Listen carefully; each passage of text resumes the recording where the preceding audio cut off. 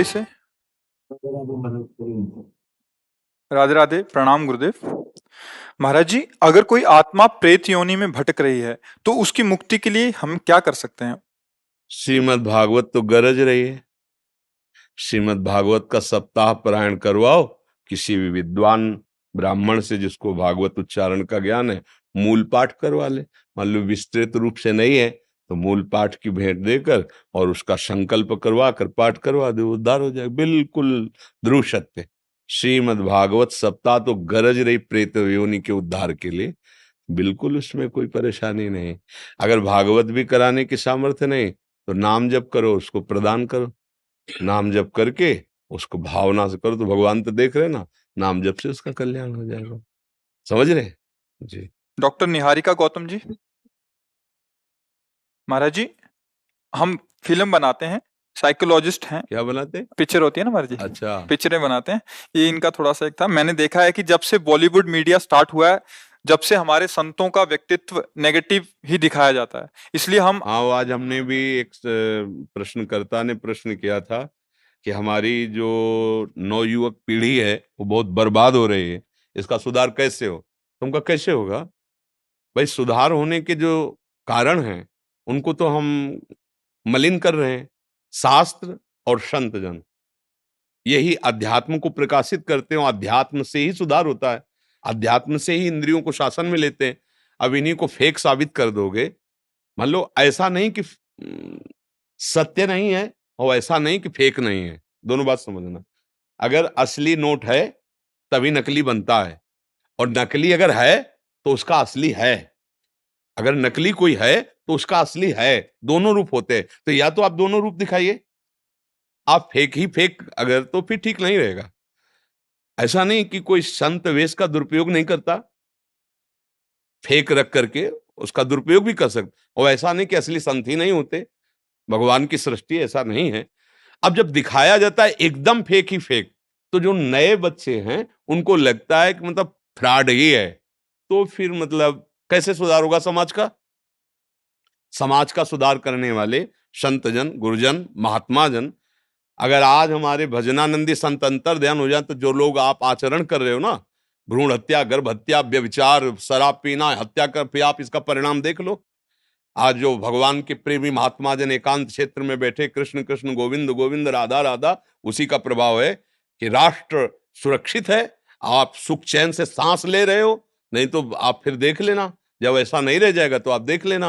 और आज जितना हमारे संत भगवान अंतर्धान होते जा रहे हैं और जितना संतों का स्वरूप गंदा प्रकाशित किया जा रहा है, हम ये नहीं कह रहे कि ऐसा नहीं हो सकता। कोई इस वेश का दुरुपयोग कर सकता है। ऐसा नहीं कि आपको जो पद मिला है आप ठीक है उसका निर्वाह कर रहे हो। कई हैं, एक ऑफिसर है जो अपने लिए प्राण देश के लिए समर्पित कर देता है अपने, और एक है अपने प्राणों के पोषण के लिए देश को बेचने की भी सोचता है। अलग अलग विचार हैं। तो ऐसा अगर आपको लगता है कि हमें दिखाना चाहिए, तो हमें लगता है पक्ष दोनों दिखाने चाहिए। अगर दोनों पक्ष दिखाएंगे तो समाज उसमें चयन करेगा। अगर एक ही पक्ष दिखाएंगे तो नई पीढ़ी है, फिर आप इसको किससे संभलवाएंगे? आप बताइए। टाकीज में बैठ के संभल पाएंगे, या शराब के ठेके में संभल पाएंगे, या जो नाच गाना होता है शराब पी के, क्या कहते हैं, हाँ वही क्लब लब, इसमें संभलेंगे? संभलेंगे तो साधु समाज संभालेगी। अब संतों को तो हम ये नहीं कह रहे कि आपको नहीं दिखाना है, हम पक्का कहते दिखाइए। आप प्रश्नवाचक चिन्ह खड़ा कीजिए। जब तक सोना कसौटी में नहीं कसा जाता तब तक आभूषण लायक नहीं बनता। आप अपनी कसौटी में कसिए, और जो खरे उतरे तो आप उनको प्रकाशित कीजिए कि साधुता इसे कहते हैं, और आप उनको भी दिखाइए कि असाधुता इसे कहते हैं। कोई बात नहीं, आप दोनों में राइट है, आपका अधिकार है, आप दिखा सकते हैं। ये समाज आप पे बनाना चाहते हैं नहीं, पिक्चर? हम तो पिक्चर लायक है, खुद पिक्चर है। इसलिए आए कह रहे हैं आपसे नहीं परमिशन लेना कि नहीं आपके नहीं, जीवन हम तो खुद पिक्चर है। ये चित्र कब उड़ जाए कुछ पता नहीं है। किडनी फेलियर आदमी बैठे, हम कुछ नहीं है। ये जो कुछ हो रहा है, ये प्रिया जो जगत मंगल के लिए करा रहे, ना हमारा स्वभाव है और ना हमारी सामर्थ्य। दोनों बात समझ लो। हमने हमारे जीवन में स्वभाव ऐसा नहीं रहा कि कोई हमारी तरफ प्रणाम करने आ रहा है और हम उसकी तरफ प्रिय दृष्टि से देखा हो, कभी नहीं। असंग एक भी मित्र पूरे जीवन में नहीं, 13 वर्ष से बाबा जी हैं, आज तक कोई ऐसा नहीं कैसे हमसे आके हाथ मिला दे कि हम आपके पुराने दोस्त हैं, एक भी नहीं। असंग जीवन कि कोई भी न जान पावे कि हम कुछ आए श्री जी का नाम लेकर के उनके लिए जीवन निर्वाह।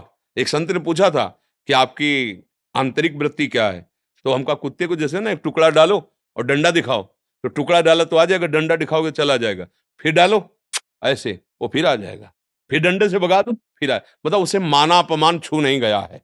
ऐसे ही जीवन रहे, कभी कोई हमें जान न पाए कि हम संत हैं महात्मा है, पर भैया जिनके हैं अब वो करवा रहे हैं। जो ये जैसे प्रचार प्रसार है ना, कहीं कोई हमारा उद्देश्य नहीं है, श्री जी करवा रहे हैं। ये देखो, फूल में जब पराग आ जाता है ना, तो भंवरों के लिए निमंत्रण कार्ड नहीं भेजे जाते, अपने आप आ जाते हैं। ऐसे तुमको फिल्म बनानी नहीं पड़ेगी, तुम सब सहयोग करो इस बात का कि हम जो कह रहे हैं वो तुम चलो, तुम ही हमारी फिल्म होगे। आह, समझ रहे ना, तुम जितने सब हो ये हमारा जीवन के प्रमाण बनोगे। आज शरीर रहे या ना रहे, तुम प्रमाण रहोगे। हमारी जीवनी कागज में नहीं लिखी जाएगी, हमारी जीवनी तुम्हारे हृदय में लिखी जाएगी कि ये जीवन देखो हमारे गुरुजी ने जीवन दिया है, ये हमारी जीवनी होगी। कि तुम्हें पढ़ना नहीं पड़ेगा, देखना होगा। देखो समाज को देखो, राधा राधा राधा राधा राधा, ये हमारी जीवनी होगी, ये हमारा फिल्म होगा। हमारे फिल्म के किरदार आप सब हो। यदि आप आचरण पवित्र रखोगे, नाम जप करोगे, भगवत मार्ग में चलोगे, तो हमारी फिल्म प्रकाशित हो गई, बन गई। उसको चार लोग देखेंगे, भूल जाएंगे, लेकिन तुम्हारा आचरण तुम्हारे परिवार का उद्धार करेगा, तुम्हारे गांव का उद्धार करेगा। क्योंकि भाग तो हमें लगता है फिल्म बनाने से अच्छा है तुम अपने आचरणों को पावन करो और हमारी आज्ञा पे चलो, ये सबसे बड़ी बात होगी। क्यों सखी? जैसे आपकी इच्छा सर। नीरज मुदगिल जी, प्रियंका मुदगिल जी। महाराज जी, मैं भारतीय वायुसेना में कार्यरत हूँ। महाराज जी, मेरा एक प्रश्न है। गरीब और असहाय लोगों की मदद करते समय कुछ लोग ये कहते हैं कि वे अपने कर्मों का फल भोग रहे हैं और हम उनकी मदद करके प्रभु के विधान में विघ्न डाल रहे हैं। क्या है महाराज जी, ये सत्य बात है? मूर्खता है, मूर्खता है। प्रभु ने तुम्हें अवसर दिया है, सेवा करके अपना जीवन सुधार लो। आपके पास जो सामग्री है, जो बल है, जो सुख सामग्री है, उसको सार्थक कर लो। ऐसा नहीं कि कोई पानी में गिर के डूब रहा है तो तुम कह दो कि हाँ डूबने दो, नहीं तो भगवान के विधान में बाधा पड़ेगी। कूद पड़ो अपने प्राणों को न्यौछावर करके उसके बचाने के लिए। अगर ये विधान जैसा आप बोले, ऐसे विधान में तो घोर अपराध बन जाएगा।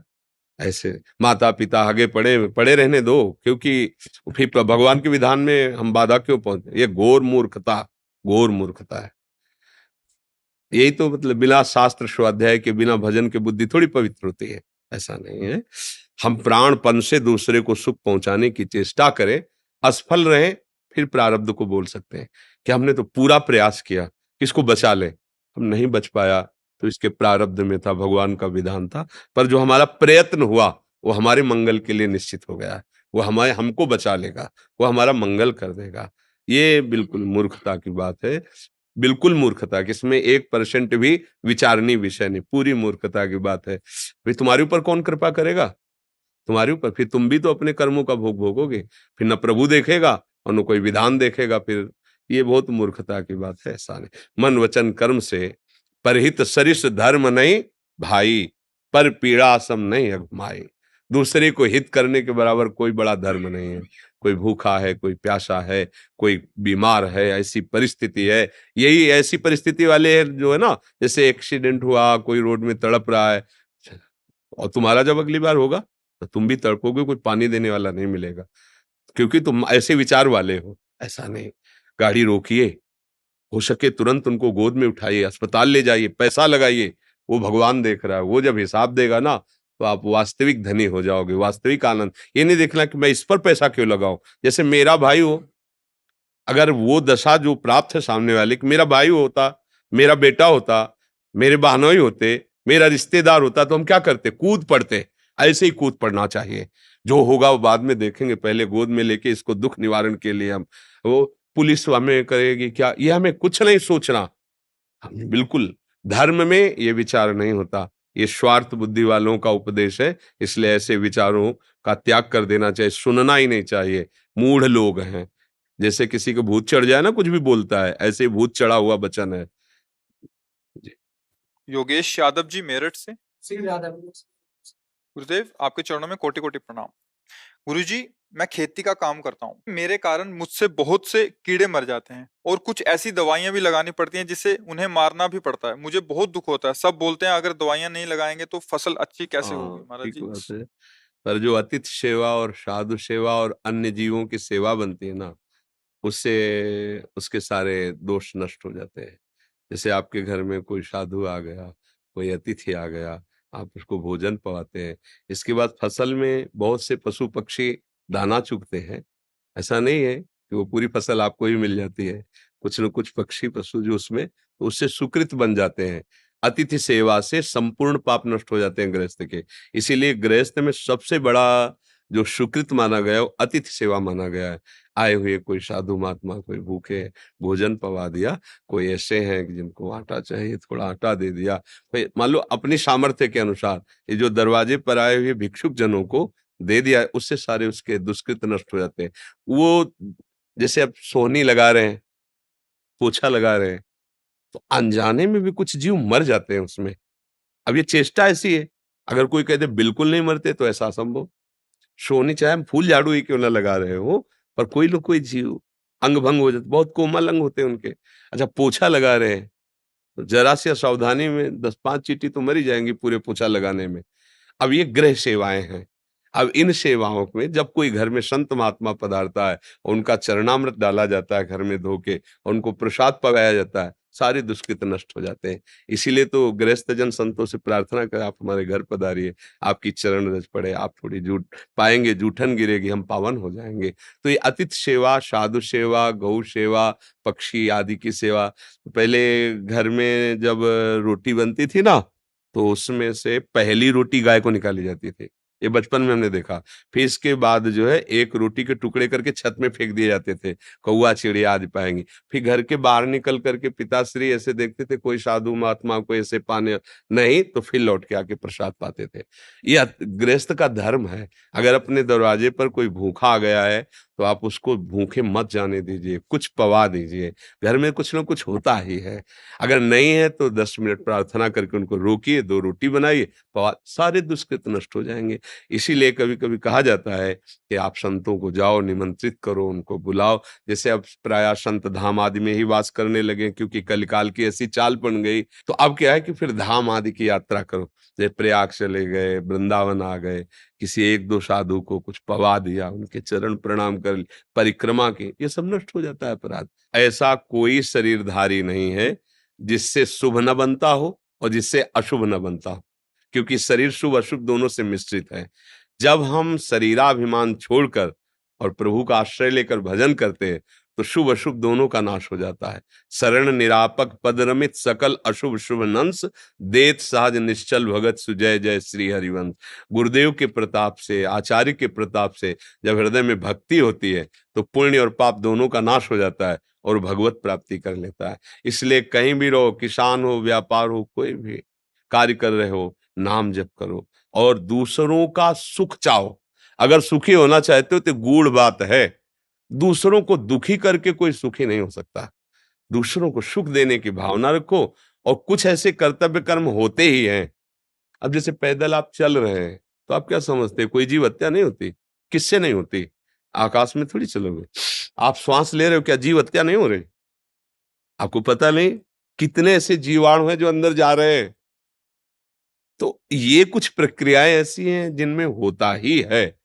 अब उसके लिए उपाय है, भगवान नाम जप करो। अपनी जानकारी से किसी जीव को हम कष्ट नहीं दे रहे, पर अपने अन्न की रक्षा नहीं करेंगे तो अतिथि सेवा नहीं होगी, परिवार का पोषण नहीं होगा, जीवन नहीं चलेगा। एक किसान खेत पालता, सैकड़ों लोगों के पेट भरते हैं, भले वो अर्थ से खरीदे, अगर वो पैदा ही नहीं करेगा तो तुम्हारा अर्थ थोड़ी खा लोगे। वो उस मेहनत उसकी काम करती है। भले मान लो लाखों रुपया है तो लाखों रुपया खा लोगे क्या? खाओगे तो गेहूं ही। पर उस किसान से पूछो जो मेहनत करके 5-6 महीने में फसल तैयार किया, तो उससे कितने लोगों का मंगल हो रहा है। इसलिए किसान को पाप नहीं लगता। अतिथि सेवा, साधु सेवा, जगत मंगल के लिए हो। हमारे यहाँ तो भारत में बड़ा जोर का नारा लगाया है, जय जवान जय किसान। ले हाँ, तो आप किसान है तो ये न सोचे कि आपकी भक्ति कमजोर है। नहीं, ये हम बोल तभी पा रहे जब रोटी पा रहे हैं, और रोटी तभी पा रहे जब आप वहां गेहूं पैदा कर रहे हैं। अगर आप गेहूं पैदा बंद कर दे तो रोटी कहाँ से मिलेगी? ये बात सर। वीना जी हिसार से। जय श्री राधे। महाराज जी आपके चरणों में कोटि कोटि प्रणाम। महाराज जी, मुझे एक परेशानी है 20 साल से जिसकी दवाएं चल रही हैं। मुझे यूं लगता है कोई झाड़ू या शौच फर्श होकर मुझे छू ले, मेरे से भिड़ जाए तो मुझे अशुद्धता लगती है। कोई भी व्यक्ति अगर अशुद्ध होता है मुझे, या मेरे किसी सामान को छू लेता है तो मुझे टेंशन हो जाती है कि ये अशुद्ध हो गई। बहुत एक चिंता खाई जाती है महाराज जी। सारा सामान धोती हूँ, फिर पूरा कपड़े धोती हूँ। आपके प्रवचन से बहुत बल मिला मेरा इस बात का भी। अगर आपको ऐसा लगता है कि हमारी बात से आपको बल मिला है, तो आज से आप निश्चिंत हो जाओ। और भगवान का नाम उच्चारण करने से जैसी पवित्रता होती है, वैसे किसी स्नान से पवित्रता नहीं होती। ध्यान रखना। श्लोक है, अपवित्रः पवित्रो वा सर्वावस्थांगतो विवह यह स्मरेत पुंडरीकाक्षम सवाहे अभ्यंतरः शुचि। वेद का, शास्त्रों का श्लोक है कि जब हम बोलते हैं राधा कृष्ण, तो हम बाहर और भीतर दोनों जगह से पवित्र हो गए। कपड़े ज्यादा ये सब, ये बुद्धि है, बहुत फंसाती है माया में। अच्छा, रेशमी कपड़े में अंदर में प्लास्टिक की थैली में मल भर के दें तो आपको बोध क्या होगा कि आप बहुत बढ़िया पवित्र हो? लगेगा नहीं, है तो मलाई इसमें, तो इस पे घृणा क्यों नहीं होती? ये भी तो मलाई भरा है, यहाँ क्या भरा है? अभी ज्ञान नहीं हुआ है। हाँ, थोड़ी दिनचर्या में पवित्रता का इसलिए हम अनुष्ठान करते हैं कि हमारा मन प्रभु में लग जाए, पर दूसरों में घृणा पैदा हो, ऐसी पवित्रता किस बात की? पवित्रता का फल तो ये होगा कि सब में हम अपने प्रभु को देखने लगे। पर ये कौन सी पवित्रता है जिसमें हम दूसरे से कपड़ा छू जाए? तुम सोहनी छू जाने की, सोहनी झाड़ू अपवित्र चीज थोड़ी होती है। सोहनी तो छाती से लगा के हम प्रणाम करते हैं कि वो जगह को पावन करती है जहां प्रभु पधारते हैं। घर को ठाकुर का मंदिर मानो तो घर में सोहनी लगा रहे हो, घर में पोछा लगा, वो सब पावन करने वाली चीज। हमारी क्या है, बुद्धि थोड़ा सांसारिकता में फंस जाती है। हम लोग वैसे परेशान किए कि चाहे ठंडी हो चाहे बरसात हो, सब कपड़े धोने, अगर छू गया कोई ऐसे ऐसे। ये सब मायाकृत बुद्धि माता, इसका त्याग करो। जब तुम्हें ऐसा लगे मैं अपवित्र हूं तो जोर से बोलो जय जय श्री राधे, उसी समय पवित्र हो गए। शास्त्र प्रमाणित, ऐसा नहीं कि मनमानी करे भाई, तो शास्त्र प्रमाणित होना चाहिए ना। तो कह रहे अरविंदाक्ष प्रभु का भी नाम अरविंदाक्ष प्रियाजू भी, कमल नयन प्रियाजू भी है। अगर एक बार बोला राधा राधा कृष्ण कृष्ण, आप पवित्र हो गए, परम पवित्र, भीतर से भी और बाहर से भी। जल आदि में जो पवित्रता है, मिट्टी आदि में जो पवित्रता है, वो भगवान के द्वारा दी हुई है, लेकिन नाम में स्वाभाविक पवित्रता है। अहोवत सुपचतो गरियान यज्ञ वर्तते नाम तुभ्यम। बहुत गंदा आचरण वाला है। अब उसमें तो जो भाव बनता है उसमें लिखा है कि कुत्ते का मांस खाने वाला चांडाल। अहोवत सुपचतो गरियान, वो बहुत बड़ा श्रेष्ठ माना जाएगा जब उसकी जिह्वा के अग्रभाग में भगवान का नाम होगा। अगर वो हर समय जपता है भगवान नाम, तो गरियान, वो बड़ा श्रेष्ठ है, प्रणाम योग्य है। ऐसा भगवान ने दिखा भी दिया राजसू यज्ञ में स्वपच जी की पूजा करवा के, तो वो भक्ति में मस्त। तो मुझे लगता है सच्ची पवित्रता तो भगवत भाव है, और वो है नहीं। दूसरों में हम अपवित्र भाव देखते हैं, तो मुझे लगता है अभी ठीक नहीं है, इसको हटा देना चाहिए। और राधा नाम पर विश्वास करो, प्रभु के नाम पर विश्वास करो, शौच आदि जाओ तो पवित्र हो जाओ। इसके बाद कोई छू गया तो ये भाव नहीं रखना कि मैं पवित्र हो गया। नाम उच्चारण कर रहे हैं, हम कैसे अपवित्र हो सकते हैं? अच्छा, हम ये देखते हैं कि आदमी अपवित्र है, जब हम ये देखते हैं कि इस मंदिर में भगवान बैठे तो हम परम पवित्र हो गए, भगवान ने मुझे छू लिया, मेरे भगवान सब में बैठे, कोई परेशानी नहीं। अपवित्रता और पवित्रता ये भी एक मानसिकता है। थोड़े दिन इसको निर्वाह करो, ये मानसिकता ठीक हो जाएगी। पवित्रता का सही फल है कि शरीर से संबंध हट जाए, सब में भगवत भाव दिखाई देने लगे, निरंतर नाम जप होने। ये कोई खास बात नहीं, थोड़ा आगे बढ़ने की जरूरत है। अब इसमें मानसिकता मत लगाओ, नहीं बुढ़ापा है नहा के परेशान हो जाओगे। मन है, बुद्धि है, बहुत परेशान कर देता है। चतुर्वेदी जी, श्री राधे। महाराज जी, मैं एक आयुर्वेदिक चिकित्सक अधिकारी हूँ भरतपुर में। महाराज जी, मेरा एक प्रश्न है। कर्म मार्ग, भक्ति और ज्ञान मार्ग में विरोधाभास देखा जाता है, परंतु किस मार्ग में चलने से किसने कहा? किसने कहा? विरोधाभास कहाँ है? विरोधाभास तो संसार में, परमार्थ में तो विरोध शब्द है ही नहीं। ज्ञान, भक्ति और कर्म, ये तो एक ही बात को कहा जा रहा है अनेक शब्दों में। देखो तुम्हें हम बताते हैं, हमें बताना विरोधाभास कहाँ है। जब हम परमार्थ में चलने की बात सोचते हैं तो सबसे पहले हमें सत और असत का ज्ञान करना होता है। हमें क्या त्यागना है और क्या स्वीकार करना है, समझ रहे ना? इसे शास्त्रीय ज्ञान कहते हैं, इसे वैराग्य भी कहते हैं। जब हम सत को जाना तो असत का त्याग किया।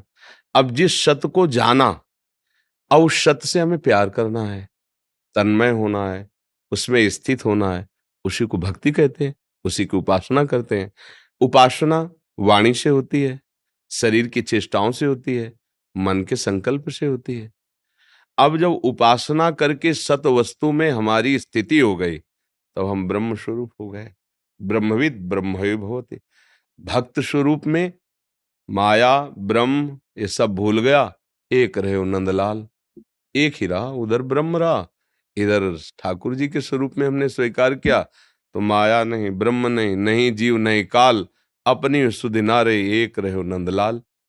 मुझे तो कोई भी विरोधाभास नहीं नजर। आपको आया क्या नजर विरोधाभास? जैसे प्रभु जी, जैसे ज्ञान नहीं है और कर्म करे जा रहे हैं, जैसे ये पंखा चल रहा है, इसको ज्ञान नहीं है कि मैं क्या कर रहा हूँ, मतलब ये तो बस चल ही जा रहा है, ये इसको पता। पंखा चल रहा है, तुम कर पंखा थोड़ी हो। तुम तो विवेकवान हो, इसमें विवेक है क्या? इसका उदाहरण मत दो, इसका उदाहरण उससे नहीं लगे, बेमतलब मूर्खता वाली बात नहीं। पंखा और तुम में अंतर है। पंखा एक जड़ वस्तु है जिसको हम चलाते हैं, बिजली के पावर से ऑन ऑफ हम करते हैं। तो तुम पंखा थोड़ी हो, तुम तो विवेकवान व्यक्ति हो। अब उदाहरण दीजिए जिसके द्वारा कर्म होता है, तुम्हें समझाएं। अंतःकरण चतुष्टय होता है, मन, बुद्धि, चित्त और अहंकार। बुद्धि का कार्य होता है निश्चय करना, मन का कार्य होता है मनन करना, चित्त का कार्य होता है चिंतन करना, अहंकार का कार्य होता है क्रिया को स्वीकार करना, कर्ता भोक्ता भाव। ये मूल आत्मा की बात कह रहे हैं, अभी ज्ञानी की बात नहीं कर रहे हैं। अब हमें बुद्धि से निश्चय करना है कि किसे क्रिया विधान कहते हैं और किसे क्रिया निषेध कहते हैं। तस्मात् शास्त्रम प्रमाणम ते, कैसे जानोगे? तो सत्संग कीजिए, शास्त्र स्वाध्याय कीजिए, उससे पता चलेगा कि क्या कर्म करना चाहिए और क्या कर्म नहीं करना चाहिए। अब जब जान गए कि जो नहीं करना है उसका त्याग करना है और जो करना है उसकी उपासना करनी है, उसी में हमें अनुराग प्राप्त करना है, तो वही जो करना चाहिए उस कर्म को जब हम करते हैं तो हमारे अंदर का अहंकार निर्मल होता है। तब हमारा भाव खत्म हो जाता है कि मैं करता हूं। उसको दिखाई देता है कि तीनों गुणों के द्वारा गुणानुगुण वर्तन्ते मनुष्या पार्थ सर्वसा। अब वो उसके अंदर ज्ञान हुआ कि अभी तक जो मैं कर्म का कर्ता मानता रहा वो तो मैं हूं ही नहीं, ये तो हो रहा है। प्रकृति के तीन गुणों की प्रेरणा से, सात्विक राजसिक तामसिक गुण हो के प्रेरणा से कर्म हो रहा, मैं इसका दृष्टा हूं, मैं असंग हूं। अब वो ज्ञान में पहुंच रहा है, अब अपने स्वरूप में पहुंच रहा है। भक्त इसी को देखता है कि भगवान की कृपा, गुरुदेव की कृपा से मुझे सतमार्ग का ज्ञान हुआ। अब उन्हीं की कृपा से सतमार्ग का आश्रय लेकर आराधना करूं। मेरे में तो बल नहीं, अगर मैं करता होता तो पहले कर लेता, ये तो गुरु की कृपा। इसका भी अहंकार गलित हो गया। जहां अहंकार गलित हुआ, शुद्ध परमार्थ जागृत हो गया। अहंकार विमूढ़ आत्मा करता हमिति मन्यते, मैं ऐसा करता हूं, मैं ऐसा करूंगा, मैंने ऐसा किया, ये अहंकारी मूढ़ आत्मा का वचन है। इसमें विरोधभास कहाँ है? हमें विरोध बताओ। आपको लग रहा है विरोध? नहीं प्रभु जी। आप हमें बताइए। आप आए हो संशय निवृत्ति के लिए, तो आपके हृदय में कोई संशय नहीं रह जाना चाहिए इस विषय में। मतलब तीनों को लेके साथ में अपन चलें तो तीनों के साथ क्या भैया? जब हम आंख खोलते हैं, कुछ दृश्य देखते हैं, तो हमें एक एक आंख को थोड़ी आदेश देना पड़ता है। वो एक ही लक्ष्य होता है। लक्ष्य की तरफ चलो तो असत का त्याग, त्याग में जो अनुराग है, जिसे सत जाना, उसकी उपासना, तीनों बात एक ही तो है ना, अलग कहाँ है? अब उसे अलग अलग करके जो वर्णन किया जाता है वो बुद्धि का केवल खेल होता है। वो आंतरिक सिस्टम में नहीं होता है। सिस्टम में होगी तो एक ही बात है। हम बोल रहे हैं, आपको देख रहे हैं, हाथ चेष्टाएं कर रहे हैं, हम कुछ कर रहे हैं क्या? स्वाभाविक जहां जैसा जैसा हो रहा है ना, ऐसे ही बिल्कुल ये यंत्रवत चल रहा है। अब थोड़ा मतलब अभी आप मानसिक धरा पर बात कर रहे हैं, थोड़ा आध्यात्मिक धरा पर आइए, फिर उससे बात करो। फिर आगे चल करके कुछ कुछ हमें आज तक अलग नहीं लगा है, कुछ नहीं लगा, कोई संप्रदाय, कोई महापुरुष के वचन। वहां से जहां से वो बोल रहे हैं वहां खड़े हो जाओ, बड़े महापुरुषों की, तो आपको एक ही बात दिखाई दी, कुछ अंतर नहीं है, कुछ अंतर। हमें कहीं अंतर नहीं लगा। दोनों मार्ग के हम पथिक रहे हैं, ज्ञान मार्ग के काशी से और प्रेम मार्ग के वृंदावन के। दोनों दिव्य अपनी चरम सीमा का, अगर ज्ञान का तो बोध स्वरूप समुद्र है काशी विश्वनाथ भगवान का, और अगर प्रेम तो प्रेम समुद्र है वृंदावन। मुझे कहीं अलग नहीं लगा। आपको जब अलग लगे तो हमसे आके पूछ लेना कि यहाँ अलग लग रहा है, तो हम आपको बता देंगे। समझ में आ रहा है जी? महाराज जी, मेरा मन श्री जी कृपा से मानव हित में चिकित्सा कार्य करने में लगता है, परंतु भक्ति आप गुरुदेव के सानिध्य में रहकर करना चाहता हूँ। महाराज जी, ये दोनों चीज वही कैसे भक्ति हो संबंध है? जाएगी, बस यही बात है, वही भक्ति हो जाएगी। जब कोई मरीज आवे तो सबसे पहले प्राण प्यारे प्रभु दिखाई तो नहीं दे रहे, पर आप इस मंदिर में हो। जैसे हम अभी आपको भेजे, जाओ राधा वल्लभ मंदिर, तो आप पहली सीढ़ी को प्रणाम करोगे अगर श्रद्धालु हो। तो जब मंदिर में चढ़ते ना, वहां क्या है, वहां क्या है? बोले ये वो सीढ़ी है जहां से हम वहां तक पहुंचेंगे। समझ रहे हो? व्यक्ति का शरीर आया तुम्हारे सामने, वो सीढ़ी है जिसके हृदय मंदिर में भगवान विराजमान। अंदर से हाथ भले न जोड़ो, अंदर से। हाँ, बोलिए क्या बात? आपको प्रभु नहीं कहना है? हाँ, ये दवा लीजिए, ये ले। जितना आपको ज्ञान आयुर्वेद का मिला है, उसके अनुसार उसका स्वास्थ्य ठीक हो और अधिक से अधिक उसे सुख पहुँचे और उचित जो अर्थव्यवस्था, उससे उचित, ये आपकी भगवत सेवा हो जाएगी। ये आराधना बन जाएगी। मंदिर में बैठ के आराधना करना, वो भी एक आराधना है, और सब मंदिरों में बैठे भगवान की आराधना करना, तुम्हें तो बहुत बढ़िया अवसर मिला है। सैकड़ों रूपों में भगवान हरि आते हैं, आप उनको औषधि देकर मधुर वचन, देखो सबसे बड़ा क्या, आपको बिल्कुल चिंता नहीं कर, ये तो हमने सैकड़ों को ठीक किया है। आप बिल्कुल ठीक हो जाएंगे, औषधि बाद में, पहले आपके वचन। अच्छा, बहुत डॉक्टरों ने तो कहा ठीक, नहीं नहीं बिल्कुल ठीक हो जाओगे, अरे आप ऐसे ठीक हो जाओ। अब क्या हुआ, औषधि जो करेगी सो करेगी, आपके वचन ने उसके हृदय में एक शीतलता, एक विश्वास, एक पवित्रता भर दी। ये सबसे बड़ी डॉक्टरी है, किसी के आत्मबल को बंधाना। हाँ, नहीं नहीं बिल्कुल कोई खास बात नहीं, ठीक हो जाओगे आप। हाँ, थोड़ा परहेज कीजिए, थोड़ा औषधि लीजिए, ऐसा आप विशेष इसका चिंतन मत कीजिए। आप ऐसे एक मधुर वाणी, उससे उसके जो अंदर बैठा हुआ भगवान है ना, वो देख रहा है, आप उसको लक्ष्य करके बात कर, हाँ ठीक है, आप तो सदैव ठीक ही हो प्रभु, ये शरीर कभी ठीक होगा ही नहीं, ये शरीर कभी ठीक नहीं होगा, कभी नहीं होगा, मरेगा। इसका क्रम है, रोज को रोज बिगड़ता ही जाता है। नहीं, बाल्यावस्था से देखो अभी तक बिगड़ ही रहा है, बिगड़ता चला जा रहा है, आगे और बिगड़ जाएगा, और परिणाम इसका होगा कि एकदम छिन्न भिन्न हो जाएगा। पांचों तत्व तो अपने अपने में मिल जाएंगे, जल, अग्नि, वायु, आकाश, पृथ्वी, सब अपने अपने मिल गए, और जो अविनाशी जीवात्मा है वो दूसरे शरीर में चला गया। अगर बात बना ले तो मुक्त हो गया, वो भगवान में लीन हो गया। तो आपके लिए तो बहुत बढ़िया उपासना है। अच्छा, जब मरीज नहीं आ रहे तो नाम जप कर रहे हैं, मरीज आए भगवान आए, कहना नहीं, ये व्यक्त नहीं किया जाता, वैसे ही बात करो जैसे बात करना है अपने स्वरूप में। वहां ठीक है, ऐसा ऐसा ऐसा के एक आदमी 18 साल से डायलिसिस करा रहा था, वो बस ये सोच रहा था कब मरूं कब मरूं, और जब उसको हमारी बात सुनने को मिली ना, तो आया, रो पड़ा, बोले अब मुझे कोई परवाह नहीं है, कोई परवाह नहीं, मेरी किडनी फेल है, डायलिसिस, अब मुझे कोई, क्या हुआ, क्या कोई औषधि मिल गई क्या? नहीं, वचन, वचन, अरे इनको डायलिसिस होता है, इनकी किडनी फेल, ये इतने स्वस्थ रहते हैं, मुझे भी प्रसन्न रहे। देखो, स्वस्थता का तुम्हें राशि बताएं, दोनों किडनी खराब है, भारी कष्ट रहता है, लेकिन हम कभी कष्ट में नहीं रहते। हम श्री जी के चिंतन में, श्री जी के चरणों के आश्रय में और उनके बल से प्रसन्न रहे, तो आप देखो, आपको लग रहा है हम डायलिसिस में हैं? कल डायलिसिस हुआ था। डायलिसिस के बाद जो कष्ट होता है वो वही जानता है जिसको डायलिसिस होता है। पूरी रात तड़पते रहते हैं, मतलब पानी पीना भी हाथों को बर्दाश्त नहीं होता जिस दिन डायलिसिस होता है। ऐसे अभी कुछ खाए पिए नहीं, सुबह से चल रहे, 1:30 बजे से दिनचर्या चल रही, कद दो पौने 2 घंटे सत्संग, ये सब, और अभी कब कितने लोग हमें पता नहीं, जितने होंगे सबको प्रसन्न करना, सबको संतुष्ट करना है, प्रश्न उत्तर करना है। इसके बाद 9:30 बजे के बाद यहाँ जाए, बीच में कुछ खाना पीना नहीं, वहां जाएंगे, जो पाया सो फिर पड़े, जहाँ लेटो तो फिर कष्ट। अगर इसको हम अभी चिंतन करें ना, तो अभी सैया पे मिलेंगे, है? तो हम कई बार कह चुके, किडनी भी सोचती बुरी जगह फंस गई होगा। तो इसलिए मस्त रहना सीखो, हम भगवान के अंश है, अविनाशी अंश है। हाँ, शरीर को लेकर के तो फिर कभी कोई सुखी हो ही नहीं पाया, और प्रभु को लेकर कभी कोई दुखी नहीं हुआ। अविनाशी के बच्चा है, अविनाशी के पास जाना है, क्या फर्क पड़ता है जी? राजा प्रेम प्रकाशी जी, जयपुर से। राधे राधे। श्री हरि। शेरविंश महाराज जी। महाराज जी, माता पिता की सेवा करने के बाद भी अगर अनुकूल व्यवहार नहीं हो तो पुत्र का क्या किसका कर्तव्य होना किसका? चाहिए? माता पिता का ना, हाँ, हम तो कई बार कहा है, सेवक को चाहिए कि स्वामी के व्यवहार से सेवा नहीं होती। स्वामी क्या व्यवहार कर रहा है हमें उससे नहीं लेना। हमारा क्या कर्तव्य स्वामी के प्रति, बस इतना ध्यान रखना है। हमसे सेवा में चूक यही हो जाती है कि हम अपने सेव्य से अपनी अनुकूलता चाहते हैं कि वो दुलार करके बोले, वाह बेटा, तेरे जैसा बेटा तो भारत में नहीं है। चाहते ना? अब वो जब गाली देंगे, आप उनके कपड़े धो रहे हो, आप सेवा कर रहे हो, वो आपको गाली देंगे, आपके प्रतिकूल व्यवहार करेंगे। जो सेवा नहीं कर रहा, हो सकता है उसका पक्ष ले लें और आपका विरोध करें, फिर आप सेवा करो, तो आपकी बात बन गई। देखो, सेवा धर्म कठोर है। सेवा धर्म बड़ा, सेवक सुख चाहे और मान भिखारी, बोले बिल्कुल गलत बात है। व्यसनी धन और शुभ गति व्यभिचारी, बोले बिल्कुल गलत बात है। हम सेवक हैं। आप क्या व्यवहार करते थे माँ के साथ जब आप छोटे थे, हक देते थे, लघुशंका कर देते थे? कभी माँ ने शिकायत की क्या, आप जवान अब हुए, कि तुमने बच्चा बहुत सताया बचपन में, हम नए कपड़े पहनकर कहीं जाना चाहती, तुम लघुशंका कर देते थे, शौच कर देते? कभी नहीं कहा। आज अब अवसर आपका है, आप भी कुछ मत कहो।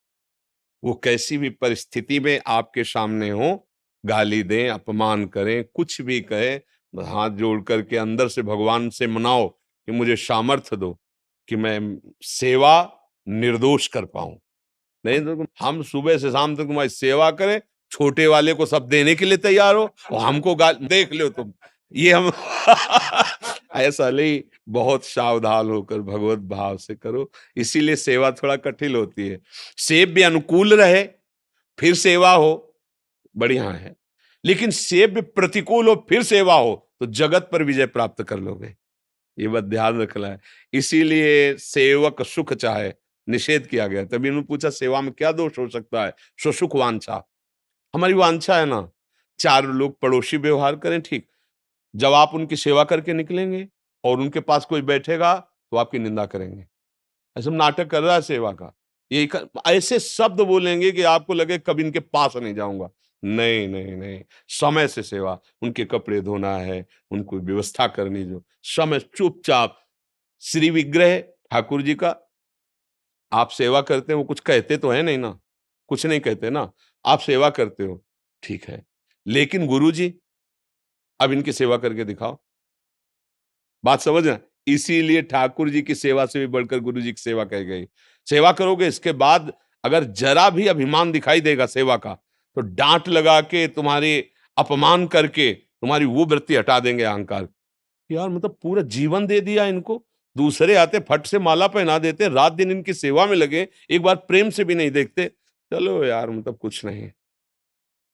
अहंकार जो है, जानते हो, जिससे जितना प्यार किया जाता है वो बाहरी व्यवहार नहीं किया जाता है। जैसे मान लो ये लोग हैं, हमने कभी माला नहीं पहना है, कभी नहीं से, ए ये ले, क्यों?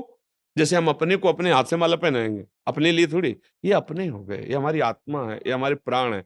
अब जैसे आप आए हो, आपकी आकांक्षा है, अब हम माला देंगे तो आपको लगे महाराज जी हमें बहुत प्यार करते हैं। किस लिए दिया? जैसे लोग कहते हैं विशेष को क्यों देते हो? क्योंकि विशेष हजारों को संभाल रहा है। तुम अपनी केवल वासना की पूर्ति कर रहे हो, और वो हजारों को संभालने के पद में, और वो अगर धार्मिक हो गया तो हजारों को बचा लेंगे हम। हमें जरूरत है तुम्हारी अनुकूलता की। क्या अनुकूलता? तो हमारे धर्म को समझो। हमारे धर्म से जब चलोगे तो हमारे असहाय जो जन हैं उनका तुम सहयोग करोगे, तुम्हें हम सम्मान देंगे कि हमारी बात समझ जाओ, तो तुम्हारा मंगल हो जाएगा और हमारा देश सुखी हो जाएगा। एक एक पद अधिकारी अपने अपने पद का ठीक से सदुपयोग करें तो हमारा पूरा देश मंगलमय हो जाएगा। सब अपने अपने अधिकार का ठीक से निर्णय करें। तो जैसे कोई कोई प्रश्न कर देते हैं कि उनको तो माला चुनरी पहना दी क्योंकि वो विशेष है, इसीलिए पहना दिया, कि अगर वो धर्म से युक्त हो जाएंगे तो मतलब एक बड़ा पदाधिकारी है, और वो हजारों को, अगर वो धर्म से चलेगा, उसको एक बात आ गई कि अधर्म से चलने पर पतन हो जाएगा, अब वो धर्म से, अब धर्म जो है वो सबको सुखी, उसको भी सुखी कर देगा और हमारे समाज को भी सुखी कर देगा। अपनापन जो प्यार होता है वो एक आंतरिक वृत्ति होती है। माता पिता जब कटु वचन बोलते हैं सेवा के बाद, और उन्हीं को आप तुरंत किसी से सूचना भेजो कि वो अभी जा रहे थे ना, उनका एक्सीडेंट, फिर उनकी हालत देख लो आप। फिर उनकी उसी समय जो तुम्हें गाली दे रहे थे, जो तुम्हें अपमान, उसी समय उनके अंदर कितना प्यार है आपके प्रति, वो एकदम एकदम आप देखोगे कि अरे हम तो जान ही नहीं पा रहे थे इतना प्यार कर रहे हैं। बहुत समल सेवा भाव में भगवान बुद्धि ऐसी कर देते हैं सामने से कि लगता है कि सेवा क्या, इनके नजदीक भी मत जाओ, व्यवहार उनसे ऐसा करवा देंगे। इसलिए बहुत सावधान हो और यही आपके मंगल का विधान हो जाएगा। कर्नल संजय कुमार सिंह जी, राधे राधे महाराज जी, आपके चरणों में कोटि कोटि प्रणाम। महाराज जी, ब्रह्मांड की उत्पत्ति में और मनुष्य के जन्म और वापस ईश्वर में विलय का उद्देश्य क्या है? खेल, सहज शब्द में खेल, शास्त्रीय शब्द में इच्छा, एकोहम बहुश्यामा। उस परमात्मा के हृदय में उपनिषद कहते हैं एकोहम बहुश्यामा, मैं बहुत हो जाऊं, क्योंकि खेल अकेले नहीं होता। एकाकी न रमते, एक में रमण नहीं होता, दूसरा कोई है नहीं। तो आप अपने आप से अपने आप को बहुत रूपों में विस्तार करके और दो प्रकार के खेल खेल रहे हैं। एक है त्रिगुणात्मिका माया का खेल, सतोगुणी, रजोगुणी, तमोगुणी खेल, और एक है त्रिगुणातीत खेल जो भगवत भक्तों के नेत्रगोचर होता है, जिसे दिव्य लीला कहते हैं। अब इस खेल में सबसे बड़ा जादू ये हुआ, इस खेल में पहुंचते ही अपने स्वरूप का विस्मरण हो गया, अपने स्वरूप का विस्मरण हो गया, क्योंकि भगवान की इच्छा ही माया है। और इसका ऐसा प्रभाव पड़ा, क्योंकि खेल खेलना है, अब विपक्ष का खेल खेलना है, और मुझे पता है मैं और मैं एक ही है, अब खेल नहीं होगा। तो उस इच्छा के प्रभाव से विस्मरण हो गया। अब विस्मरण होते ही वो इस देह में आसक्त हो गया, जो हमें देह मिली, चाहे सुअर की मिली, कुत्ता की मिली, जो भी योनि मिली। अब उससे निकलने का उसमें चांस नहीं रह गया। खेल है, एक चांस रखा गया। 83,99,999 योनियों में जो 84 लाख पूर्ण होने की बाद वो मनुष्य योनि एक ही, इसमें विवेक संपन्न होकर आप अपने आप को निकाल लो। अब वो देह भाव ऐसा पुष्ट हो गया कि जहां देह हुआ तो अंदर ही इसको ज्ञान था, जब मां के गर्भ में था। भगवान कपिल देव जी ने वर्णन किया है भागवत में, एक बार मुझे जाने दो, अब मैं अपने को मुक्त करूंगा, मैं ऐसे दुख को नहीं झेल पाऊंगा, हे नाथ एक बार करुणा करो। बाहर हुआ तो कहां कहां कहां, बोले बच्चा हुआ है, आनंद मनाओ। वो रो रहा है कि वो दिव्य ज्ञान कहां गया, वो तेज कहां गया जो मैंने गर्भ में देखा था। भूमि परत भा ढाबर पानी, तिम जीवहि माया लपटानी। एक पॉइंट था जिससे हम निकल सकते थे, इस खेल से विजयी हो सकते थे। मनुष्य शरीर में आकर हम आसक्त हो गए। अब अपने को कर्ता और भोक्ता मान करके नाना प्रकार के मना कष्टानि इंद्रियाणि प्रकृति स्थान कर सती, फिर उसी इच्छा में फंस गए। मनुष्य शरीर धारण करके प्रकृति की भोगने की फिर उसी इच्छा में फंस गए। अब लौटना है हमें, अगर खेल से उब गए हों तो हमें लौटना है। क्या अब लौटना कैसे हो सकता है?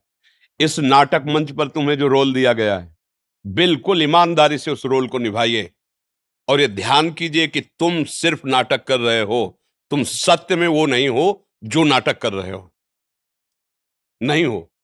तुम पिछले में ऐसे नहीं थे, आगे में ऐसे नहीं रहोगे। वर्तमान में जो दिखाई दे रहे हो ये एक केवल झलक मात्र है। ना ये शरीर पूर्व में था, ना ये बाद में रहेगा, भविष्य में नहीं रहेगा। लेकिन तुम पूर्व में भी थे, वर्तमान में भी हो और भविष्य में भी हो। तो तुम कौन हो और ये शरीर कौन हो, इसका दोनों का विभाग। ये मायाकृत शरीर हमको जन्म लेते ही आसक्त कर लिया, मैं। अब हम सत्संग के द्वारा प्राप्त विवेक से इसको हटाते हैं, और जे ही हटाए तो सत्संग जो प्राप्त होता है संतों से, गुरुजनों से, शास्त्र से, गुरुवाणी से प्राप्त होता है। गुरुवाणी अर्थात भगवान के वचन, क्योंकि संतों में जो अवतरित होता है वचन, वो भगवान की ही जुठंत होती है, भगवान के वचन होते हैं। तो भगवान ने ही जनाया ना, किसको जनाया? आपको। क्या कि तुम कौन हो? तो क्या जान गए? तो जानत तुम्हें होई जाई, समझ गए ना? सोई जानई जेहि देहु जनाई, तो जानत तुम्हें हो। नारद जी ने भक्ति सूत्र में लिखा, तस्मिन तज्जने भेदा अभावात। प्रभु और प्रभु की भक्ति करने वाले भक्त में अभेद हो जाता है, क्योंकि वो अभेद था ही। ब्रह्मसूत्रों में ब्रह्मविद ब्रह्मयु भवति, जो ब्रह्म को जान लेता है वो क्या हो जाता है? ब्रह्म हो जाता है। ब्रह्म हो क्या जाता है? वो तो था, है, रहेगा, वो अविनाशी का स्वरूप है। जहां वो अविनाशी भागवत स्वरूप को प्राप्त हुआ, खत्म ये खेल। अब मिट गया। ये खेल है, सिर्फ खेल, गेम है, गेम, बड़ा खतरनाक गेम। एक ही पॉइंट है, निकल सकते हो, केवल मनुष्य शरीर, वो उसमें भी राग रहित होकर के, क्योंकि द्वेष की सत्ता नहीं, राग से ही होता है। जिससे हमारी प्रियता होती है उसी से नफरत हो सकती है, जिससे प्रियता नहीं उससे नफरत हो ही नहीं सकती। अनुकूलता में प्रियता है और प्रतिकूलता में हमारी नफरत प्रकट हो जाती है। तो अनुकूलता को राग कहते, प्रतिकूलता को द्वेष कहते। इन्हीं दोनों के भावों से पूरे संसार का चिंतन निरंतर चलता रहता है। हृदय में देख लो, कोई विषय, कोई व्यक्ति, कोई स्थान, कोई बात जो अनुकूल है उसका चिंतन और शांत भाव करने के लिए इन दोनों का त्याग करना होगा। जहां दोनों का त्याग किया और अपने स्वरूप में आया तो उसे कहते जीवन मुक्त हो गया। जीवन मुक्त क्या हो गया? जो पकड़े था वो छूट गया, खत्म खेल। अब वो अपने स्वरूप में आ गया। एक उपनिषद का महावाक्य है, चारों उपनिषद के 4 महावाक्यों का, तत्त्वम् असि, तत्त्वम् असि, तुम वही हो, उपनिषद का महावाक्य। अब जब ये अनुभव हो गया तुम वही, तो खेल खत्म हो गया ना। एक शीशा के महल में आप खड़े हो तो आप जिधर देखोगे आप ही आप नजर आओगे ना। यह है ज्ञान। और भक्ति क्या करता है? अपने को भुला देता है, प्रभु की स्मृति में मगन हो, तो जिधर देखता है उसे प्रभु नजर आते हैं। दोनों का काम एक ही होता है। ज्ञान क्या करता है? तू को भुला देता है, मैं में स्थित हो जाता है, अहम ब्रह्मास्मि। भक्ति क्या करता है? मैं को भुला देता है, तू में स्थित हो जाता है। तू मेरा प्राण, तू मेरा जीवन, तू मेरा प्रीतम। ब्रह्म नहीं, माया नहीं, नहीं जीव नहीं काल, अपनी शुद्ध ना रही, एक रहे नंदलाल। एकमात्र श्याम सुंदर, एकमात्र जित देखो तित। आ गई स्थिति, एक में आ गई ना। अनेक में खेल है और एक में खेल समाप्त है। अगर खेल में तुम राजी हो तो भोगो, अगर खेल समाप्त करना चाहते हो तो एक में आ जाओ। वो एक है, एको ब्रह्म द्वितीयो नास्ति, दूसरा है ही नहीं। ईशावास्य विदम सर्वम यत्किंच जगत्याम जगत, जितना तुम जगत देख रहे हो वो केवल ईश्वर ही है। यही तुम अनुभव कर लो, जीवन मुक्त हो जाओगे। वासना वासुदेवस्य वासितम भुवनत्रयम सर्वभूत निवासोस्मि वासुदेव नमस्तुते। वासुदेव की ही वासना से वासित स्वयं वासुदेव ही तले रूपों में है, ऐसा तुम जान जाओ तो दुर्लभ महात्मा हो गए। बहुनाम जन्मनावंते ज्ञानवान माम प्रपद्यते वासुदेवा सर्वमित समात्मा सुदुर्लभा। सब जगह वही, तो यहां कौन है? सब समय वो है तो ये समय भी है, सब में है तो इसमें भी है, सब का है तो मेरा भी है। जो भाव लगा पावे, भाव लगा करके निकल जाए। ये नहीं तो ऐसा जंजाल फंसा है माया का, इतनी कोट पे कोट बंधन है कि निकल पाना बड़ा मुश्किल है। जैसे किसी राजधानी की सुरक्षा के लिए परकोटे लगाए जाते थे ना, ऐसे ही जीवन मुक्त अवस्था के लिए परकोटे हैं। मेरा ही स्वरूप सुंदर रख करके आ जाता है वो, और इतना फंसाव में फांस लेता कि मैं और तुम, मैं भोक्ता तुम भोग्य, फंस गया। मैं स्वामी तुम सेवक, फंस गया। मैं पिता तू पुत्र, फंस गया। जब पूर्ण ज्ञान हो जाएगा तो न मैं न तू, जो है वो है। बस खत्म, खेल खत्म। बस खेल इतने में ही चल रहा था, समझ रहे ना? ये एक खेल है बस। अब खेल क्यों है, अब इस पर प्रश्न नहीं किया जा सकता। प्रभु के हृदय में इच्छा क्यों प्रकट हुई, वो सर्वतंत्र स्वतंत्र है, उस पर प्रश्न नहीं हो सकता। अब हमारा प्रश्न है कि खेल से निकलूं कैसे। बस ये गेम है, फंस गया, निकल जाओ। द्वार है एक, और आ गए हो, उस द्वार पर आ गए हो। बस हमारी दशा ये है कि जैसे 84 दरवाजे का एक महल हो ना, और आंखों से अंधे हो और एक ही दरवाजा खुला है, तो ऐसे ही तो ढूंढेंगे ना। ऐसे ढूंढते हुए पहुंचे तो जो दरवाजा खुला था उसमें लग गई खुजली, तो दोनों हाथ से खुजलाने लगे, पैर आगे बढ़ गए। अब फिर हाथ आगे आ गए, फिर राउंड पे राउंड। ये खुजली है विषय वासना, दुर्वासना मम सदा परिकर्षयंती। ये दुर्वास, जहां खुला द्वार मिला, साधन धाम मोक्ष कर द्वारा, पाई न जे परलोक सम्हारा, सो परत दुख पावई सुर धुन धुन पछताए, काल कर्म ईश्वरे मिथ्या दोष लगाए। वो शब्द स्पर्श रूप रस गंध रूपी खुजली लगी, खुजलाने में वो द्वार निकल गया, पूरा जीवन निकल गया। अब फिर 83,99,999 योनियों में एक भी योनि ऐसी नहीं जो मुझे भगवत प्राप्ति करा सके। फिर समय बर्बाद हुआ। फिर जब मिला तब फिर पता नहीं वो खुजली रहेगी कि नहीं रहेगी। अब खुजली मिटाने का समय आ गया है। अगर संत संग मिले, शास्त्र स्वाध्याय मिले, नाम जपने में रुचि लगे तो जान ले मेरा अंतिम जन्म है, क्योंकि भगवान ने अगर कृपा न की होती, जैसे हनुमान जी महाराज को देखकर विभीषण जी कह रहे हैं, अब मोहि भाव भरोस हनुमंता, बिनु हरि कृपा मिले नहीं संता। प्रभु ने कृपा की तभी हमें संत संग मिला। तो जो आपका प्रश्न है वो संत संग किए हो, ये प्रमाण देता है।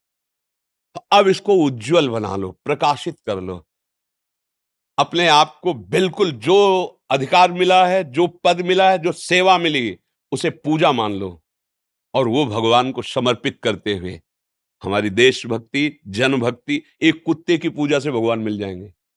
नामदेव जी ले कुत्ते में भगवान की भावना करके घी चुपड़ी रोटी के लिए, तो वही विट्ठल भगवान। तो आप तो देश के लिए प्राण न्यौछावर किए हुए हैं। ये कोई साधारण भक्ति नहीं है।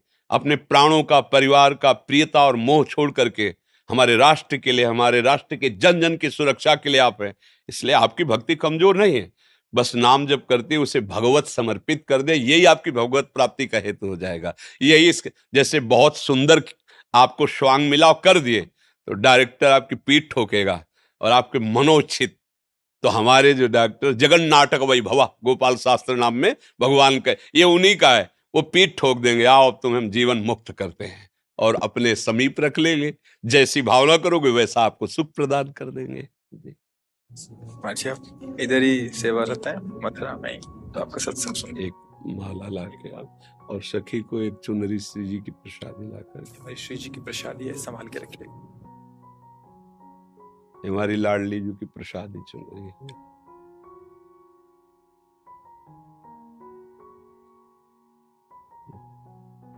सौभाग्य है महाराज जी की आपको दर्शन बहुत धन्य हो गया जीवन में। नीलेश जी महाराष्ट्र से, महाराज जी आपके चरणों में कोटि कोटि प्रणाम। गुरुदेव, आज की युवा पीढ़ी अध्यात्म के बजाय पश्चिमी सभ्यता संस्कृति को बढ़ावा दे रही है। हमें क्या करना होगा कि वो भारतीय संस्कृति सनातन धर्म के प्रति जो हम गौरव महसूस देखते हैं, जो हम सुनते हैं, जो हम बोलते हैं, उसी का चिंतन होता है। जो हम चिंतन करते हैं उसी का संकल्प बनता है। जो संकल्प बनता है वैसी क्रियाएं होती हैं। हमारा देखना, सुनना, बोलना सुधरना चाहिए। अगर देखना, सुनना, बोलना नहीं सुधरा तो हमारा चिंतन जो होगा वो गलत होगा, और गलत चिंतन में हमारा आहार और विहार दोनों गलत हो जाएगा। आहार मांस, मदिरा, अंडा, ये सब खाना पीना, अभक्ष्य पदार्थ। विहार परिस्त्री गमन करना, गंदे आचरण करना। ये कैसे हुआ? पहले देखा, सुना, बोला, चिंतन किया, संकल्प बना, क्रिया हुई। मूल से सुधार हो जाए। हम गंदी बातें देखें ना, गंदी बातें सुने ना, गंदी बातें बोले ना, तो हमारा चिंतन शास्त्र सम्मत होने लगे तो संकल्प अच्छी क्रियाओं का बनेगा। अब गलत संकल्प बन रहा है और कलयुग भगवान की कृपा से वैसे ही सहयोग मिलता चला जा रहा है। ये दोस्ती करना कोई निषेध नहीं है, लेकिन दोस्ती को व्यभिचार रूप दे देना, गंदा आचरण रूप दे देना, ये तो कहीं हमने आज तक नहीं पढ़ा कि एक दोस्त दूसरे के जीवन का नाश करे। हम कह रहे कि बच्चे बच्चियां परस्पर दोस्ती करें, कोई निषेध नहीं है। एक स्कूल में जब पढ़ते तो बच्चियां भी पढ़ती थी, बच्चे भाई बहन की तरह खेलते कूदते, स्कूल गए, पढ़ा लिखा, घर आ गए। आज का क्या चरित्र हो रहा है? देखना, सुनना, बोलना बिगड़ गया हमारा। हम बाहर का दृश्य देखने लगे, धर्म विरुद्ध आचरण। छोटे छोटे बच्चे, मन इंद्रियों पर काबू करने की बात तो बड़े बड़े साधकों में भी फिसलन होती है। वो तो जानते नहीं कि मन इंद्रियों को कैसे काबू किया जाता है। अब मोबाइल का जमाना है, जो चाहो सर्च करो, देखो, फिर वैसे ही वार्ता, फिर वैसे ही सुनना, उसके इतने बॉयफ्रेंड, उसके इतने गर्लफ्रेंड, और फिर वही चिंतन, वही आचरण। अब बदल गया जीवन। गंदा आहार, गंदा चिंतन, अब कभी सुधरने के चांस मुझे बिल्कुल नहीं दिखाई दे रहे। क्योंकि सुधरना तभी हो सकता है जब शास्त्र स्वाध्याय हो, सत्संग हो, अच्छे जनों का संग हो, हमारा चिंतन शास्त्र सम्मत, संत सम्मत हो, आचरण भागवतिक हो, व्यवहार में रहते हुए भी। अब उसे उपहास माना जाएगा। अगर बड़ा भाई घर में प्रवेश करता था और छोटे भाई की बहू सेवा में होती थी, ऐसे खास के तो वो इतना किए हुए, उसका वस्त्र भी ना, हमने सुना है माता वगैरह से कि देखो ये छोटे भाई की बहू है, कपड़ा भी नहीं छूना चाहिए, पाप लगता है। ऐसी शिक्षा जहां, वहां गर्लफ्रेंड बॉयफ्रेंड, वहां और एक चला है लिव इन रिलेशन। अब हम क्या इस पर बोले, क्या बोले? हम बोलने लायक नहीं रह गए, इस पर क्या बोले? जो हमारी धर्म की नींव है उसको तो नष्ट कर दिया गया। वर्ण संकरता बढ़ेगी, व्यभिचार बढ़ेगा, इंद्रियों का इस तरह से मनोरंजन। अब ब्याह होगा तो धैर्यवान हो पाएगा ना पुरुष ना स्त्री, तो व्यभिचार प्रवृत्ति, पूरा परिवार नष्ट हो गया। उनको लगता है कि हमारा परिवार सज जाएगा, हम वो प्रेम विवाह कर लेंगे, हम ये कर लेंगे, वो कुछ नहीं, परिणाम देखना, कुछ नहीं, परिणाम देखना। परिणाम शब्द है नाश, क्लेश, अशांति, दुख, हानि, इसके सिवा नहीं है। धर्म का मान नहीं हो रहा, धर्म शास्त्रों का स्वाध्याय नहीं हो रहा।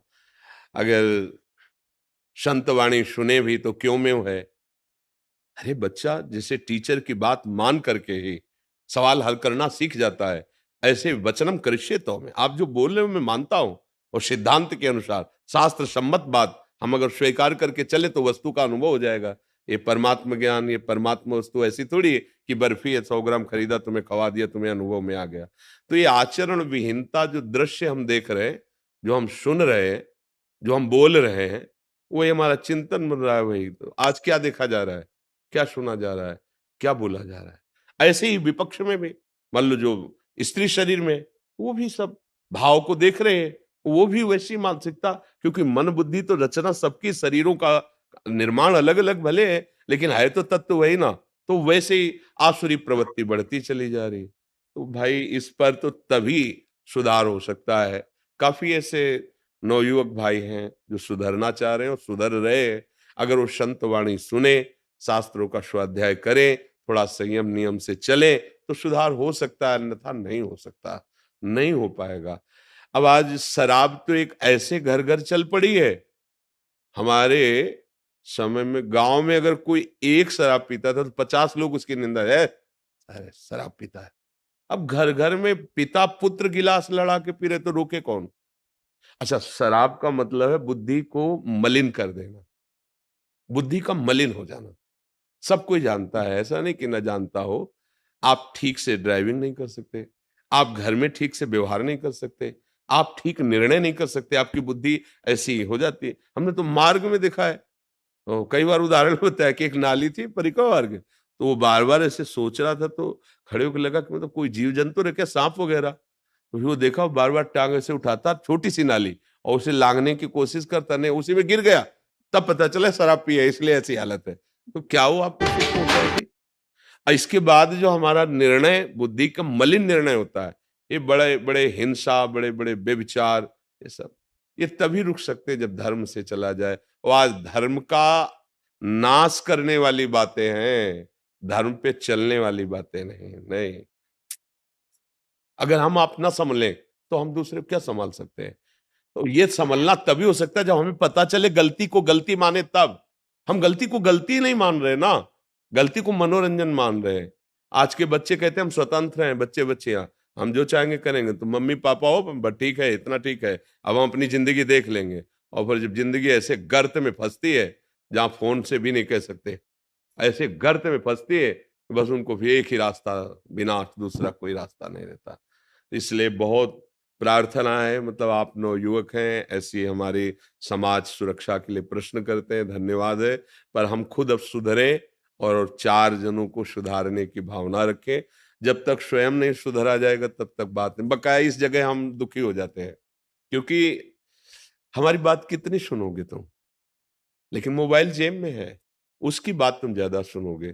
और उसमें जो कुछ सर्च करो, अभी देख लो, एक क्षण में देख लो, सोचो जिन दृश्यों के देखने से वो राक्षसी भाव बढ़ जाता है, उन्हीं को बच्चे ज्यादा पसंद करेंगे। संत या भगवंत की चर्चा ये थोड़ी ज्यादा पसंद करे, ये तो वो सात्विक बुद्धि वाला पसंद करेगा। अब उनको सुनाओ हाँ, अगर उनको बताओ कि भाई ये सत्संग आप सुनो जब आपके विकार आवे, तो वो सत्संग में वो विकार बढ़ाने वाली बात देखेंगे, तो वो तन्मयता होती, फिर जो हम सुनते हैं ना वही हमें करने की इच्छा होती। तो फिर भ्रष्ट आचरण अब कैसे करें जब तक भगवान नाम नहीं, भगवद आश्रय नहीं, अच्छा भोजन नहीं, कैसे हो सकता है?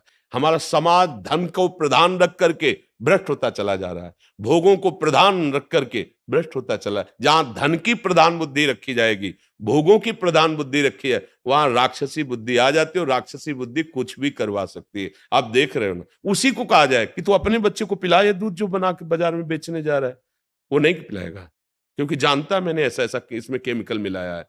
फिर दूसरों के बच्चों की हालत क्या होगी? उसी को खवाओ घी जो बना रहा है, वो नहीं खा, वो नहीं खाता, वो तो केवल बेचता है पैसे के लिए। ये सब बड़ा विचित्र है। भगवान कृपा करे, सबकी बुद्धि शुद्ध हो, नाम जप करे, तभी समझ में आएगा। अरे जी, आप अम्मी मिश्रा जी आपका नाम है, तो कह रहे थे कुछ राधा नाम और कुछ एक दो पंक्तियां महाराज जी के अगर सेवा में हो जाए। सुना दीजिए, बैठ कर सुना दीजिए।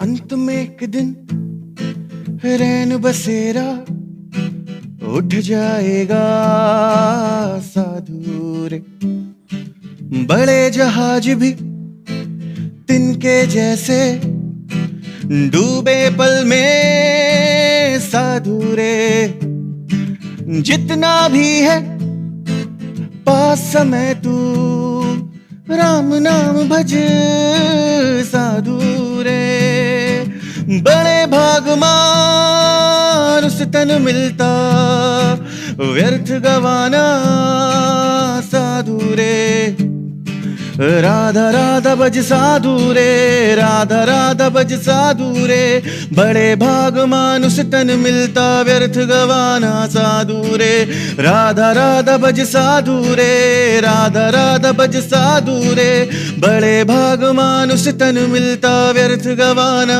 साधु रे, साधु रे, बड़े भाग मानुष तन मिलता व्यर्थ गवाना साधु रे।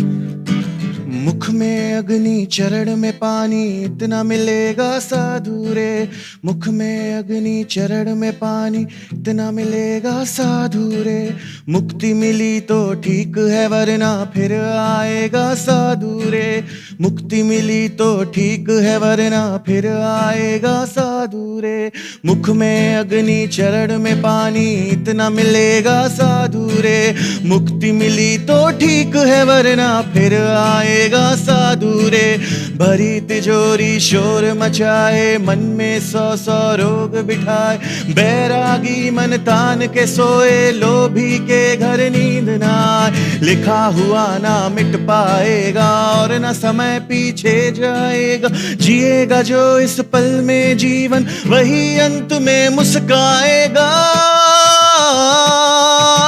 अंत में एक दिन रैन बसेरा उठ जाएगा साधु रे, बड़े भाग मानुष तन मिलता व्यर्थ गवाना साधु रे, राधा राधा भज साधु रे, राधा राधा भज साधु रे, बड़े भाग मानुष तन मिलता व्यर्थ गवाना साधु रे, साधु रे, बड़े भाग मानुष तन मिलता व्यर्थ गवाना साधु रे। हाँ, एक मिनट राधा राधा जैसे विराग से बने, केवल राधा राधा राधा। श्री राधा राधा राधा, श्री राधा राधा,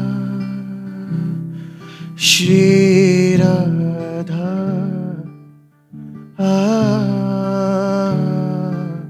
श्री राधा राधा राधा राधा राधा राधा राधा राधा राधा राधा राधा राधा राधा राधा, श्री राधा राधा राधा, श्री राधा राधा राधा, श्री राधा राधा राधा, राधा राधा राधा राधा, श्री राधा राधा, श्री राधा राधा, श्री राधा, श्री राधा, श्री राधा, श्री राधा।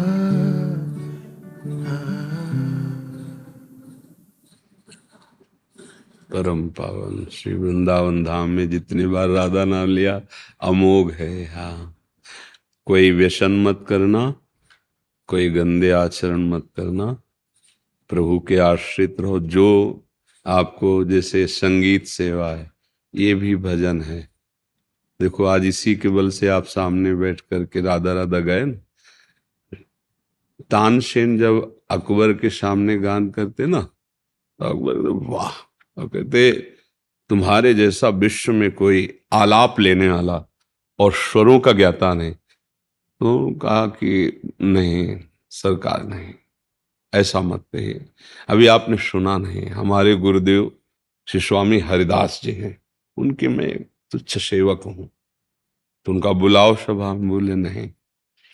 वो आप बादशाह मुल्क के हैं, लेकिन अनंत मुल्कों के बादशाह के वो सामने गाते हैं, बिहारी जी महाराज के सामने। बोले और बोले हम सुनने के इच्छुक हैं। बोले बादशाह के रूप में नहीं, आप साधारण वेश में चले और छुप के सुने, फिर आप। तो स्वामी जी महाराज बिहारी जी को जब भाव से गान, ऐसा लगता अमृत की वर्षा हो रही, प्रेमामृत वर्ष। तो उसको रहा नहीं गया। अकबर ने कहा वाह वाह वाह, ऐसा अद्भुतानंद। स्वामी जी एकदम तानसेन से इशारे से पूछा कि वाह वाह तो बिहारी जी बोलते हैं, आज इधर से कौन आवाज आई? तो उनका क्षमा हो, अकबर सम्राट आए हैं, सामने आए चरणों। तो उनका जो आज पद गाया हमारी वाणी में न लिखा जाए, क्योंकि हम केवल बिहारी जी को सुनाते हैं। संगीत भगवान की प्रसन्नता के। नारद जी बीणा लिए रहते, कोई करताल, कोई मंजीर, कोई मृदंग, कोई ढप। आपको जैसे भगवान की प्रसन्नता ही मनुष्य जीवन का परम लाभ। गंदा आचरण, गंदे नशा, ऐसा कहीं भी आप गा रहे हैं, अगर लौकिक गीत भी गा रहे हैं, तो आप उसमें भावना कीजिए कि मेरे भगवान सब रूपों में बैठे सुन रहे हैं। साजन बलमा प्रीतम प्यारे वही हैं। अगर वो चले जाए तो कोई साजन नहीं, कोई प्रीतम नहीं, कोई प्यारा नहीं, है ना।